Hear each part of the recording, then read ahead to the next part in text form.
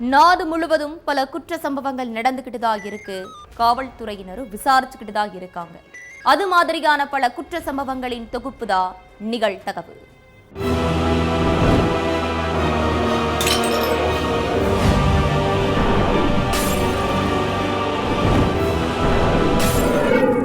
நிகழ்தகவு. தமிழகத்தையே அதிர வைத்த இரட்டை கொலை. நகைக்காக தாயையும் மகளையும் துடிக்க துடிக்க கொன்ற அரக்கன்கள். 8 கிலோமீட்டர் பரப்பளவு கொண்ட காட்டுக்குள் பதுங்கிய அக்யூஸ்ட். ட்ரோன்களை பறக்கவிட்டு குற்றவாளிகளுக்கு வலை விரித்த போலீஸ். மரத்தில் ஏறியும் புதருக்குள் படுத்துக்கொண்டும் போக்கு காட்டிய கொலையாளிகளை போலீசார் மடக்கி பிடித்தது எப்படி? நடந்தது என்ன?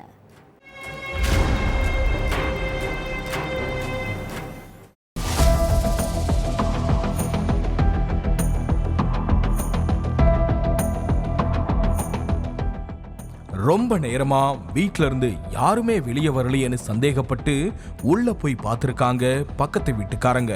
அப்போ வீட்டுக்குள்ள இருந்த தாய் சீதாலட்சுமியும் மகள் ராமஜெயந்தியும் உயிரற்ற சடலமா இருந்ததை பார்த்து அதிர்ச்சியில உறைஞ்சு போயிருக்காங்க. அதுக்கப்புறம் அங்க வந்த எட்டயபுரம் போலீஸ் 2 சடலங்களையும் மீட்டு போஸ்ட்மார்ட்டத்துக்கு அனுப்பி வச்சாங்க. விசாரணையில 2 பேரோட கழுத்தை நெரிச்சும் தலையணையால முகத்தை அமுக்கியும் துடிக்க துடிக்க கொண்ட மர்ம நபர்கள் வீட்டுல இருந்த 13 பவுன் தங்க நகையை திருடிக்கிட்டு தப்பிச்சு போயிட்டதா போலீஸ் தரப்புல இருந்து சொல்லப்பட்டுச்சு. அதுக்கப்புறம் சம்பவம் நடந்த மேல் நம்பிபுரத்தை சுத்தி இருக்கிற கிராம பகுதிகளில் குற்றவாளிகளை பிடிக்கிறதுக்காக தீவிர தேடுதல் வேட்டை நடத்தினாங்க.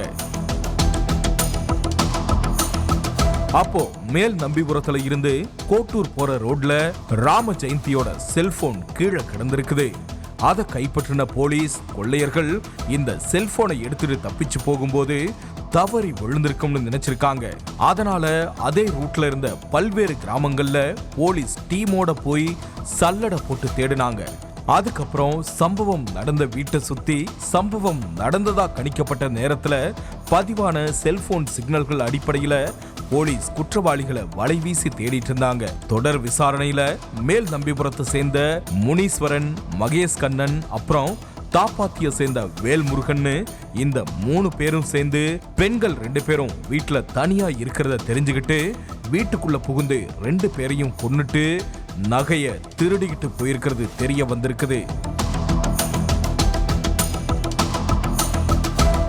அதுக்கப்புறம் குற்றவாளிகளை பிடிக்கிறதுக்காக கிட்டத்தட்ட 250க்கும் மேற்பட்ட போலீஸ்காரங்க களமிறக்கப்பட்டாங்க. மேல் நம்பிபுரத்தை சுத்தி உள்ள தாப்பாத்தி, சக்கிலிப்பட்டி, எட்டயபுரம் மட்டுமில்ல மதுரை, கன்னியாகுமரி உள்ளிட்ட இடங்கள்லயும் ஸ்பெஷல் டீம் தீவிர தேடுதல் வேட்டையில ஈடுபட்டாங்க.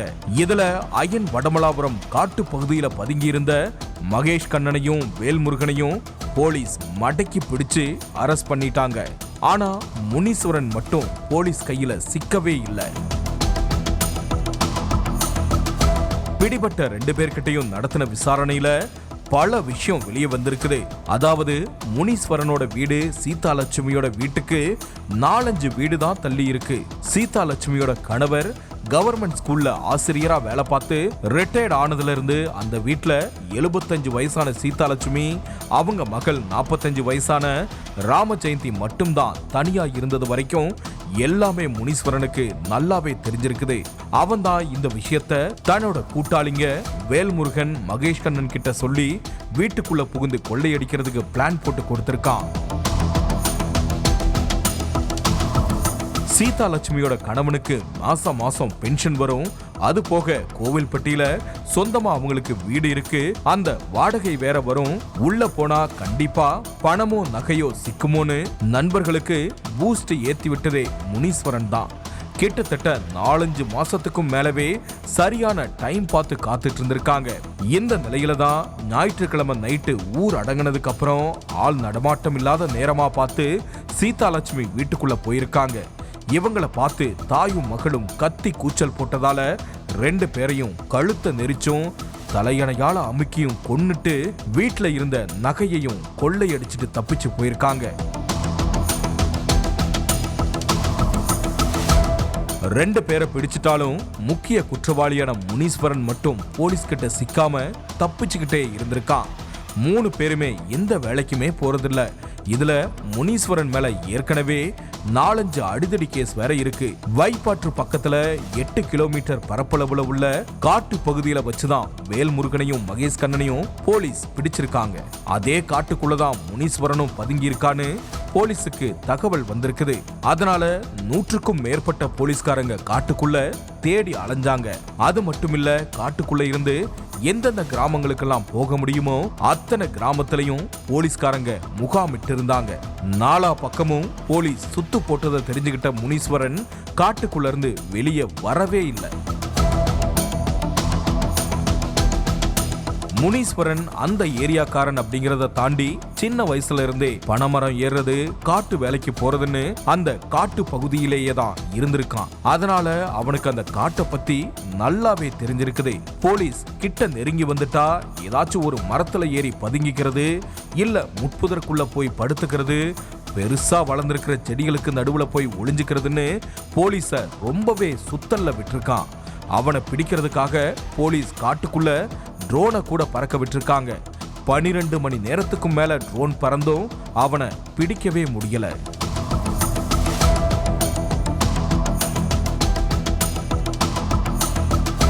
கிட்டத்தட்ட 2 நாளா காட்டுக்குள்ளேயே சோறு தண்ணி இல்லாம சுத்திக்கிட்டு இருந்த முனீஸ்வரன் பசி தாங்காம அயன் வடமலாபுரத்துல உள்ள தங்கச்சி வீட்டுக்கு நைட்டு நேரத்துல சாப்பிட போயிருக்கான். இத தெரிஞ்சுக்கிட்ட போலீஸ் அந்த வீட்டை சுத்தி நின்னு அவனை பிடிக்க ட்ரை பண்ணாங்க. போலீஸ் வீட்டை சுத்து போட்டதை தெரிஞ்சுக்கிட்ட முனீஸ்வரன் வேகமா தப்பிச்சு ஓடி இருக்கான். ஆனா 4 பக்கமும் சுத்தி வளைச்ச போலீஸ் அவனை அரெஸ்ட் பண்ணிட்டாங்க.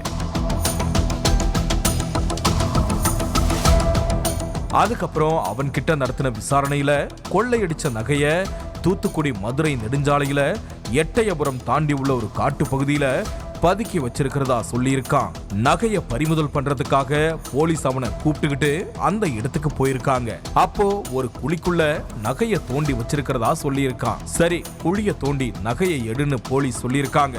நகையை எடுக்கிறதுக்காக குழிய தோண்டிட்டு இருந்தவன் திடீர்னு அந்த குழியில இருந்து அரிவாளை எடுத்து போலீஸ வெட்டிட்டு தப்பிச்சு ஓடி இருக்கான். அப்போ அங்க இருந்த போலீஸ்காரங்க முனீஸ்வரனோட இடது கால்ல துப்பாக்கியால சுட்டிருக்காங்க. இதுல நிலை தடுமாறி கீழே விழுந்தவன போலீஸ் பிடிச்சு ஹாஸ்பிட்டல்ல சேர்த்திருக்காங்க. அதோட முனீஸ்வரன் வெட்டினதுல எஸ்ஐ முத்துராஜ் உட்பட 3 காவலர்களுக்கும் லேசான காயம் ஏற்பட்டிருக்குது. அவங்களும் ஹாஸ்பிட்டல்ல அனுமதிக்கப்பட்டிருக்காங்க. கப்பல் ஊழியரை அரிவாளால் வெட்டி கொன்ற பெண். ஓடிவிடக்கூடாது என்பதற்காக மிளகாய் பொடியை முகத்தில் தூவி வெறிச்செயல். நான் தான் வெட்டி கொன்றேன் என நெஞ்சை நிமிர்த்து கொண்டு சொன்ன பெண். கொல்லப்பட்ட கப்பல் ஊழியருக்கும் கொலை செய்த பெண்ணுக்கும் என்ன சம்பந்தம்? இவ்வளவு கொலைவெறி எதற்காக? பின்னணி என்ன?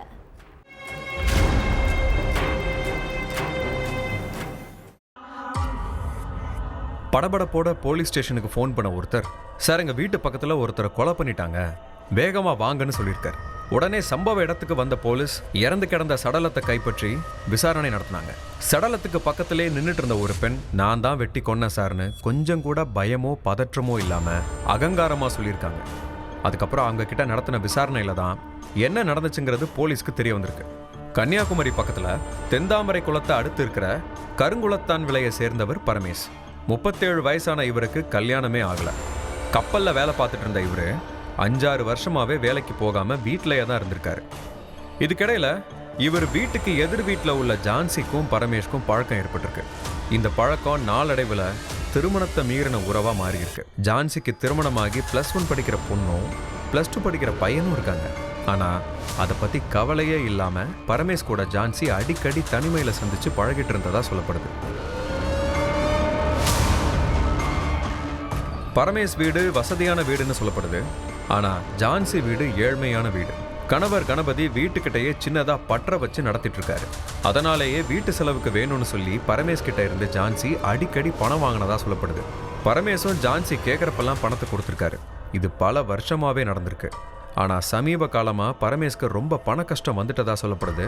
இருந்த சொத்தெல்லாம் போயிருச்சு, வேலைக்கும் போகல, அதனால எனக்கு கொஞ்சம் பணம் தேவைப்படுது, எப்படியாச்சும் ரெடி பண்ணி கொடுன்னு ஜான்சி கிட்ட பரமேஷ் கேட்டிருக்காரு. ஆனால் ஜான்சி என்கிட்ட பணமெல்லாம் எதுவும் இல்லை, என்கிட்ட பணமெல்லாம் கேட்காதீங்கன்னு சொன்னதா சொல்லப்படுது. உன் பணத்தை ஒன்றும் கேட்கல, இத்தனை வருஷமா நான் கொடுத்த பணத்துல இருந்து கொஞ்சமாச்சும் என்கிட்ட திருப்பி கொடுன்னு கேட்டிருக்காரு பரமேஷ். ஆனா பணத்தை கொடுக்க மறுத்த ஜான்சி அவர்கிட்ட கத்தி சண்டை போட்டிருக்காங்க. இப்படியே 2 பேருக்கும் நடுவுல பிரச்சனை பெருசாகி கொஞ்ச நாளாவே முட்டல் மோதல் அதிகரிச்சுட்டே இருந்திருக்கு. 2 பேரோட வீடும் எதிரில தான் இருக்குங்கிற நிலையில குடிபோதையில இருந்த பரமேஷ் ஜான்சி வீட்டு முன்னாடி நின்று ஜான்சியை கண்டபடி பேசினதா சொல்லப்படுது. அக்கம் பக்கத்துல உள்ளவங்க பாக்குறாங்க, அவமானமா இருக்கு, எதுவும் பேசாம கிளம்புன்னு ஜான்சி எவ்வளவோ சொல்லியும் மது போதையில பரமேஷ் தகாத வார்த்தைகளால அளவுக்கு மீறி பேசினதா சொல்லப்படுது. அந்த நேரத்துல ஜான்சியோட கணவர் கணபதி வேற வீட்டில தான் இருந்தாராம். அவரும் என் மனைவியை எப்படி இப்படியெல்லாம் தப்பா பேசலான்னு கேட்டு சண்டை போட்டிருக்காரு. ஆனா அது எதையும் காதுல வாங்கிக்காம வாய்க்கு வந்ததை பேசிட்டு பரமேஷ் அங்கிருந்து கிளம்பி போயிருக்காரு. வீட்டு முன்னாடி நின்று பக்கத்து வீட்டுக்காரங்கெல்லாம் பார்த்து சிரிக்கிற மாதிரி இப்படி அசிங்கப்படுத்திட்டு போயிட்டானே அப்படின்னு ஜான்சிக்கு பயங்கர கோவம் வந்துருக்கு. வெளியே போனவன் எப்படியும் வீட்டுக்கு வருவான்னு நினைச்சு அவனுக்காக வாசல்ல நின்று காத்துட்டு இருந்திருக்காங்க. கொஞ்ச நேரம் கழிச்சு அங்க வந்த பரமேஷ் அவரோட வீட்டுக்குள்ள போக பார்த்திருக்காரு. அப்போ அவரை பிடிச்சு இழுத்து அவரோட முகத்துல மிளகாப்பொடியை வீசியிருக்காங்க ஜான்சி. இதுல நிலக்குழஞ்சு கீழே விழுந்த அவரை அரிவாளால சரமாரியா வெட்டினதாகவும் அடுத்த ஒரு சில நிமிடத்திலேயே பரமேஷ்க்கு ரத்தம் கொட்டி துடிச்சு இறந்துட்டதாகவும் சொல்லப்படுது. அது மட்டும் இல்ல, இந்த கொலைக்கு ஜான்சியோட கணவர் கணபதியும் உடந்தையா இருந்ததாகவும் சொல்லப்படுது. கொலை பண்ணதும் இல்லாம நான் தான் கொன்னேன்னு அகங்காரமா சொன்ன ஜான்சியையும் உடந்தையா இருந்த கணவர் கணபதியையும் போலீஸ் கைது பண்ணி தொடர்ந்து விசாரணை நடத்திட்டு இருக்காங்க.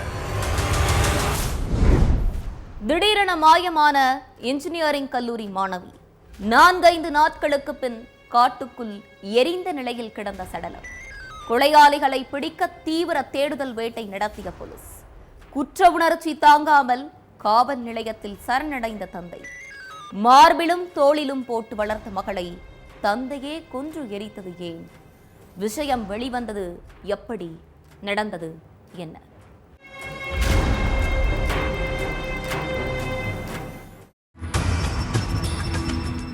எப்ப பார்த்தாலும் வீட்டுல பாரதியோட சத்தம் கேட்டுட்டே இருக்குமே, 2-3 நாளா சத்தத்தையே காணுமேனு பக்கத்து வீட்டுக்காரங்களுக்கு சந்தேகம் வந்திருக்கு. பாரதிய ஆளையே காணும், ஊருக்கு எங்கேயும் போயிருக்காங்களான்னு அந்த பொண்ணோட அப்பா அம்மா கிட்ட கேட்டப்ப 2 பேருமே சரியா பேசாம மழுப்பலா பதில் சொல்லியிருக்காங்க. அதுவும் இல்லாம அந்த வீட்டுல உள்ளவங்க எல்லாருமே வழக்கத்துக்கு மாறா பதட்டமாவே இருந்திருக்காங்க. இதெல்லாம் பக்கத்து வீட்டுல உள்ளவங்களுக்கு கொஞ்சம் சந்தேகத்தை உண்டாக்கியிருக்கு. அதனால போலீஸ்க்கு தகவல் சொல்லியிருக்காங்க. கொஞ்ச நேரத்திலேயே அங்க வந்த போலீஸ் அக்கம் பக்கத்துல விசாரிச்சுட்டு இருந்திருக்காங்க. ஆனா விசாரணைக்கு வந்த போலீஸ்காரங்களுக்கு போலீஸ் ஸ்டேஷன்ல இருந்து ஃபோன் கால் வந்திருக்கு. இங்க ஒருத்தர் வந்து தன்னோட பொண்ணை கொன்னுட்டதா சொல்றாரு சார், வேகமா வாங்கன்னு சொல்லியிருக்காங்க. அதுக்கப்புறம் ஸ்டேஷனுக்கு போய் பார்த்தப்பதான் எந்த பொண்ணு காணும்னு சொல்லி விசாரிக்க போனாங்களோ அதே பொண்ணோட அப்பா தான் அவருங்கிறது தெரிய வந்திருக்கு. ஆந்திரா அனந்த்பூர் பக்கத்துல உள்ள குண்டக்கல் அப்படிங்கிற ஏரியாவை சேர்ந்த துபகுலா ராம ஆஞ்சநேயலும் வீட்டு பக்கத்திலேயே டீ கடை நடத்திட்டு வந்திருக்காரு. இவருக்கு 4 மகள்கள். 3 மகள்களுக்கும் கல்யாணம் ஆகிருச்சு. 4வது மகள் பேரு பாரதி. 19 வயசான பாரதி இன்ஜினியரிங் காலேஜ்ல பிடெக் செகண்ட் இயர் படிச்சுட்டு இருந்திருக்காங்க. காலேஜ் முடிக்கிறதுக்கு 2 வருஷம் இருந்தாலும் பாரதிய பெண் கேட்டு ஏகப்பட்ட வரன்கள் வந்திருக்கு. அதுலயும் ஒரு நல்ல வரன் வந்ததால மகளை கட்டி கொடுத்துடலாங்கிற முடிவுக்கு வந்திருக்காங்க ஆஞ்சநேயலும். இதை பத்தி மகள் பாரதி கிட்ட பேசினப்ப தனக்கு இந்த கல்யாணத்துல இஷ்டம் இல்லைன்னு சொல்லியிருக்காங்க. ஏன் கல்யாணம் வேண்டான்னு சொல்ற? படிப்பு கெட்டுறோன்னு யோசிக்கிறியா? மாப்பிள்ளை வீட்டுக்காரங்க நீ கல்யாணத்துக்கு அப்புறம் படிக்கலான்னு சொல்லிட்டாங்க, தைரியமா கல்யாணத்துக்கு ஓகே சொல்லுமான்னு ஆஞ்சநேயலும் சொல்லியிருக்காரு. இல்லப்பா அதெல்லாம் இல்லை, ஆனா எனக்கு இந்த கல்யாணம் வேண்டான்னு சொல்லிட்டே இருந்திருக்காங்க பாரதி. எதுக்கு வேண்டான்னு சொல்றான்னு திரும்ப கேட்டதுக்கு அப்புறம் தான் கூட படிக்கிற ஒரு பையனை லவ் பண்றதாகவும் அவனை தான் கல்யாணம் பண்ணிப்பேனும் பாரதி சொல்லியிருக்காங்க. இதை கேட்டு ஷாக்கான ஆஞ்சநேயலும் லவ்வுக்கு ஒத்துக்கவே மாட்டேன், 3 பொண்ணுங்களை நல்லபடியா வளர்த்து நல்ல இடத்துல கட்டி கொடுத்து நல்லா வாழ வச்சிருக்கேன், உனக்கும் அதே மாதிரி ஒரு நல்ல வாழ்க்கையை அமைச்சு கொடுப்பேன், அதை விட்டுட்டு லவ் கிவ்னு சொல்லிட்டு வந்தா அப்புறம் நான் மனுஷனாவே இருக்க மாட்டேன்னு சொல்லி கத்திருக்காரு. ஆஞ்சநேயலுக்கு காதல்னாலே பிடிக்காது. அதுலயும் தன்னோட பொண்ணு வேற சமூகத்தை சேர்ந்த பையனை லவ் பண்றான்னு தெரிஞ்சதும் கோபத்தோட உச்சிக்கே போயிருக்காரு. பாரதியோட லவ் மேட்டர் தெரிஞ்சதுல இருந்தே தினமும் அப்பாவுக்கும் மகளுக்கும் இடையில சண்டை நடந்துட்டே இருந்திருக்கு.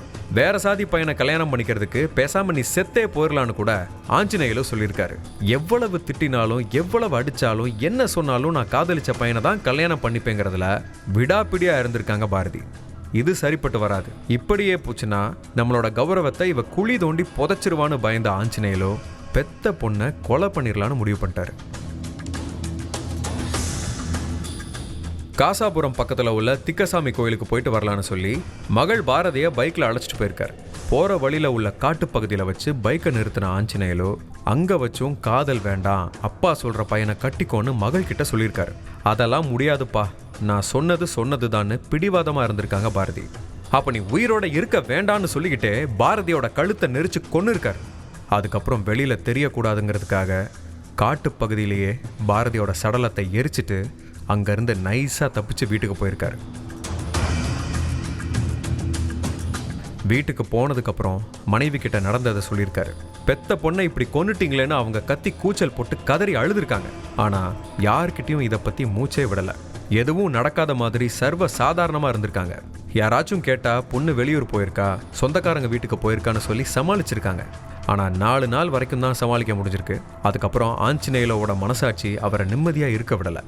வெளியே தெரிஞ்சா மான மரியாதை போயிருமேங்கிற பயத்திலையும் சாதி வெறியிலையும் பெத்த மகளையே கொன்னு எரிச்ச ஆஞ்சநேயலுக்கு மகளை கொன்ற குற்ற உணர்ச்சி உள்ளுக்குள்ள உறுத்திக்கிட்டே இருந்திருக்கு. அதனாலதான் அவரே போலீஸ் ஸ்டேஷனுக்கு போய் நடந்ததை சொல்லி சரணடைஞ்சிருக்காரு. பாரதியோட உடலை எரிச்ச இடத்த ஆஞ்சநேயலு போலீஸ்க்கு அடையாளம் காட்டியிருக்காரு. அதுக்கப்புறம் காட்டுக்குள்ள வச்சே டாக்டர்கள் பாரதியோட உடலை போஸ்ட்மார்ட்டம் பண்ணாங்க. விசாரணைக்கு அப்புறம் அவரை போலீஸ் அரெஸ்ட் பண்ணிட்டாங்க. கடைக்குட்டிங்கிறதுனால பாரதி தான் வீட்டுக்கு செல்ல பிள்ளையாம். அதுவும் அப்பா ஆஞ்சநேயலுக்கு 4வது மகள் பாரதி மேலதான் கொல்ல பிரியமா. வீட்டில் எவ்வளவு பண கஷ்டம் வந்தாலும் சின்ன வயசுல இருந்தே பாரதி என்ன கேட்டாலும் அதை வாங்கி கொடுத்துருவாராம். ஆஞ்சநேயலு மனசுல உருவான சாதி வெறி தான் ராணி மாதிரி வளர்த்த மகளை தன்னோட கையாலேயே கொன்னு எரிக்க வச்சிருக்கு.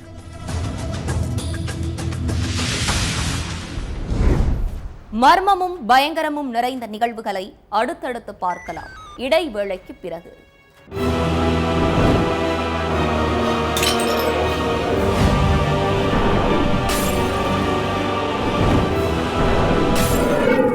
நிகழ்தகவு. நடுராத்திரியில் கேட்ட அலறல் சத்தம். செங்கல் சூளையில் கழுத்தறுக்கப்பட்டு சடலமாக கிடந்த இளம்பெண். ரத்த வெள்ளத்தில் கிடந்த இளம்பெண்ணை பார்த்து கதிகலங்கிய மக்கள். பெற்றோரின் எதிர்ப்பை மீறி காதல் திருமணம் செய்து கொண்ட இளம்பெண்ணை கொலை செய்தது யார்? நள்ளிரவில் அரங்கேறிய கொலையின் பின்னணி என்ன? குற்றவாளியை கைது செய்ததா போலீஸ்?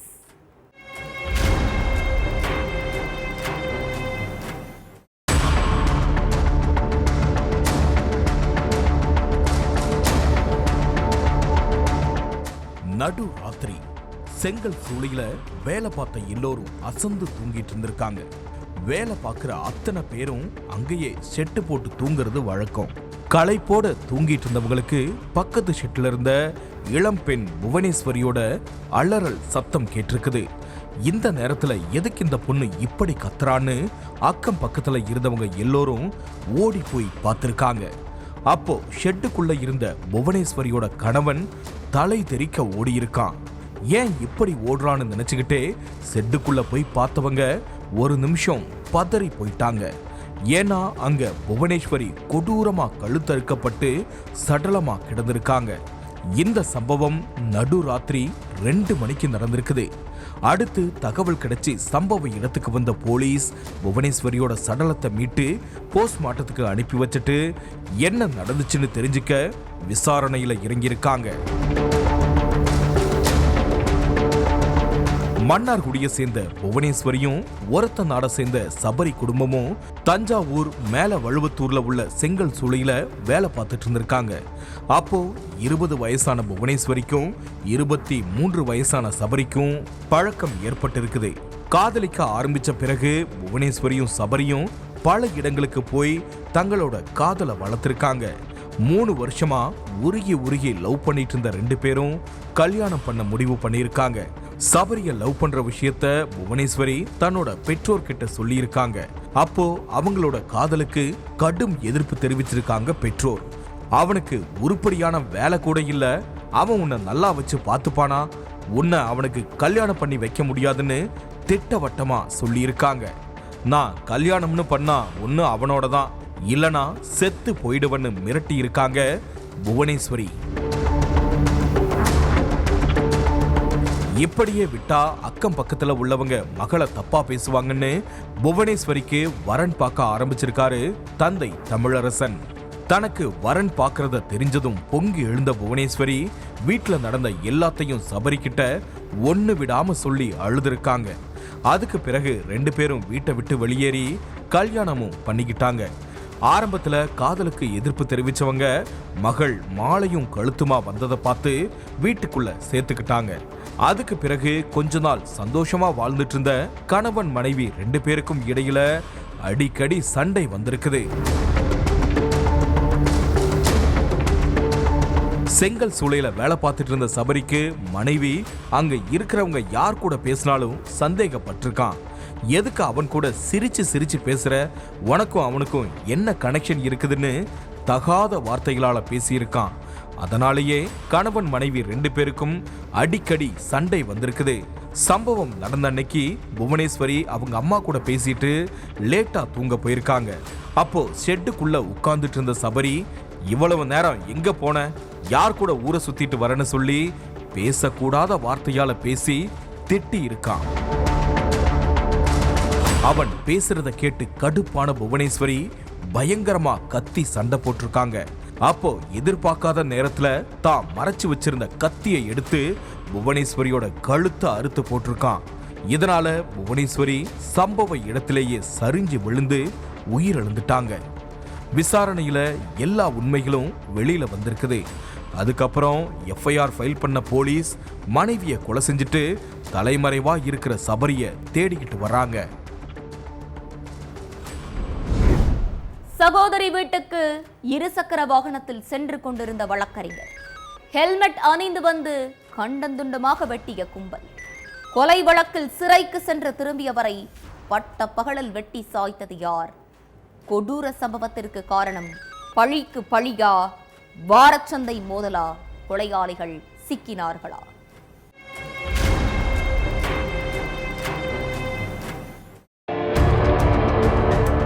வழக்கம் போல இரவு தன்னோட அக்கா வீட்டுக்கு பைக்ல போயிட்டு இருந்திருக்காரு வழக்கறிஞர் உத்தரகுமார். பரமக்குடி கிட்ட வர்றப்ப பின்னாலேயே 3 பேர் துரத்திருக்காங்க. என்ன ஏதுன்னு புரியாம பைக்கோட வேகத்தை கூட்டியிருக்கிறாரு. ஆனாலும் அந்த 3 பேரும் உத்தரகுமாரை விட வேகமா தங்களோட பைக்கை முறுக்கி சுத்து போட்டிருக்காங்க. அப்போ பைக்கையே கீழே போட்டுட்டு உயிரை காப்பாத்திக்க தலை தெறிக்க ஓடி இருக்காரு உத்தரகுமார். கையில அருவா, இரும்பு கம்பி, கத்தின்னு ஆயுதங்களோட இருந்த அந்த கும்பல் கிருஷ்ணா தியேட்டர் பகுதியில் வச்சு உத்தரகுமாரோட கழுத்து, கை, தலைன்னு வெறித்தனமா வெட்டி ரத்த வெள்ளத்துல போட்டுட்டு எஸ்கேப் ஆகியிருக்காங்க. உத்தரகுமார் உயிருக்கு போராடிட்டு இருக்கிறத பார்த்த அங்க இருந்த மக்கள் உடனே ஆட்டோவை கூப்பிட்டு ஹாஸ்பிட்டலுக்கு கொண்டு போனாங்க. ஆனா அவர் ஏற்கனவே இறந்துட்டாருன்னு மருத்துவர்கள் சொல்லியிருக்காங்க. இதுக்கிடையில தகவல் தெரிஞ்சு உத்தரகுமாரோட சொந்தக்காரங்களும் ஊர்க்காரங்களும் ஹாஸ்பிட்டல்ல குமிஞ்சதோட கொலையாளிகளை கூண்டோட தூக்காம நாங்க இந்த இடத்த காலி பண்ண மாட்டோம்னு மதுரை ராமேஸ்வரம் தேசிய நெடுஞ்சாலையில மறியல் போராட்டத்துல குதிச்சாங்க. அவங்கள அப்புறப்படுத்த முயற்சி பண்ணின காவலர்கள் கிட்ட, சார் நீங்க போய் கொலையாளிங்களை பிடிக்கிற வேலையை பாருங்க, நாங்க எங்க வேலையை பார்க்கறோம்னு கொந்தளிச்சிருக்காங்க.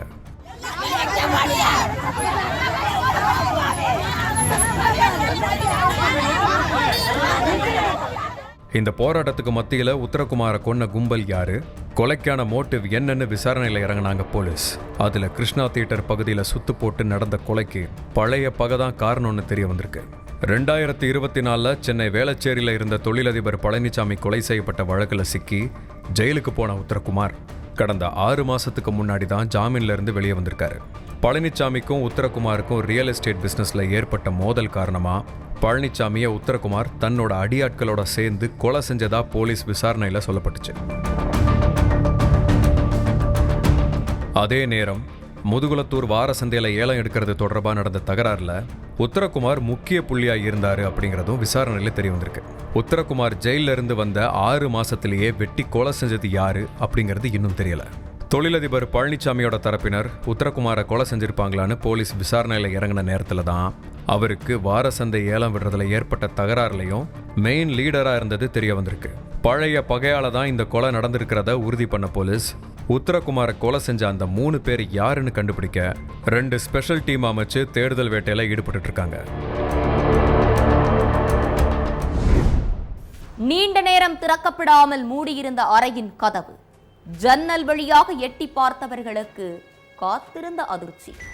ரணக்கொடூரமான முறையில் இறந்து கிடந்த திருநங்கை பெண்ணாக மாறுவதற்காக தனக்குத்தானே அறுவை சிகிச்சை செய்து கொள்ள முயன்ற போது நடந்த விபரீதமா அல்லது சக திருநங்கைகளால் அரங்கேற்றப்பட்ட வெறி செயலா நடந்தது என்ன?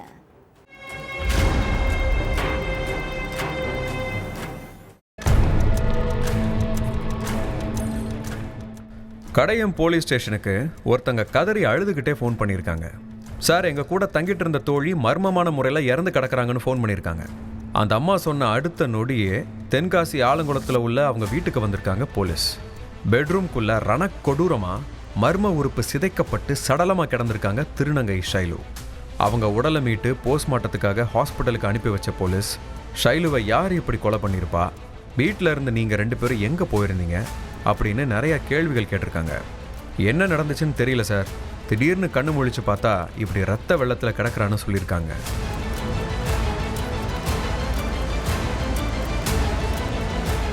அவங்களோட பேச்சில் ஒருவித திணறலை பார்த்த போலீஸ் ரத்தம் முழுக்க வெளியேறி மர்மமான முறையில் சடலமாக கிடந்த ஷைலுவை வெளிநபர்கள் கொலை பண்ணியிருக்க வாய்ப்பே இல்லைன்னு முடிவு பண்ணிட்டாங்க. காரணம், ஷைலு இறந்து கிடந்த நேரம் நடுராத்திரி. அந்த நேரத்தில் அந்த வீட்டில் 2 திருநங்கைகள், ஷைலு, இந்த 3 பேரும் தான் இருந்திருக்காங்க. வேற யாரும் இல்லை அப்படிங்கிறது சிசிடிவி கேமரா காட்சி பதிவுகளை வச்சு உறுதிப்படுத்தியிருக்காங்க. அதனால் ஷைலு கூட இருந்த திருநங்கைகள் மது, மகாலட்சுமி 2 பேர்கிட்டையும் போலீஸ் துருவி விசாரிச்சிருக்காங்க. அப்போ அவங்க எங்களுக்கும் ஷைலு இறந்ததுக்கும் எந்த சம்பந்தமுமே இல்லைன்னு மறுத்திருக்காங்க. அதே நேரம் ஷைலு சடலமாக கிடந்த ரூமை சுற்றி போலீஸ் ஆய்வு செஞ்சுருக்காங்க. அப்போது அந்த ரூமில் இருந்த பீரோவுக்கு அடியில் கருப்பாக சாம்பல் துகள்கள் இருக்கிறத காவலர்கள் பார்த்துருக்காங்க. அப்போது வேர்த்து விறுவிறுத்து போயிருந்த மது, மகாலட்சுமி கிட்ட இது என்ன சாம்பல்னு கேட்டுட்டு வீடு முழுக்க ஆய்வு பண்ணியிருக்காங்க.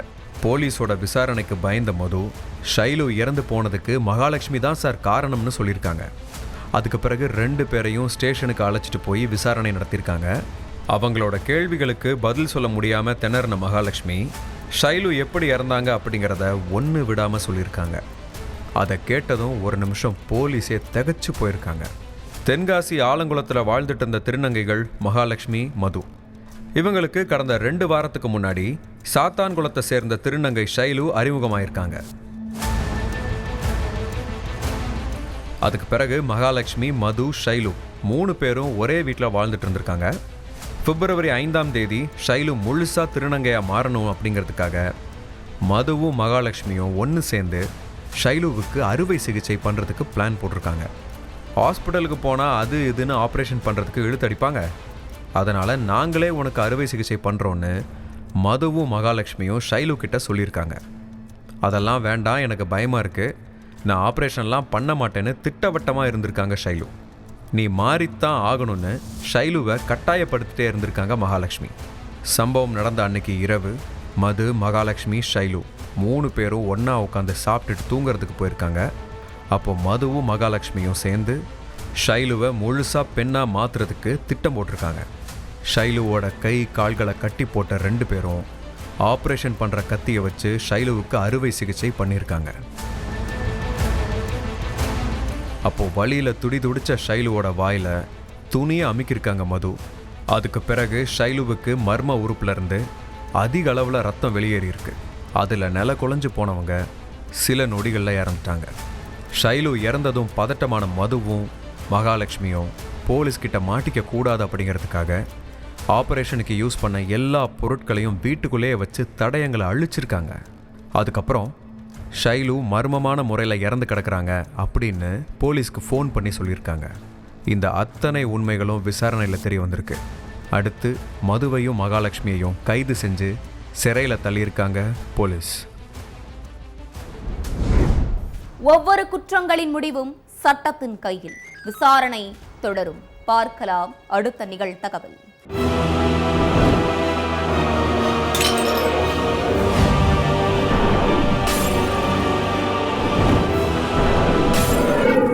நிகழ்தகவு.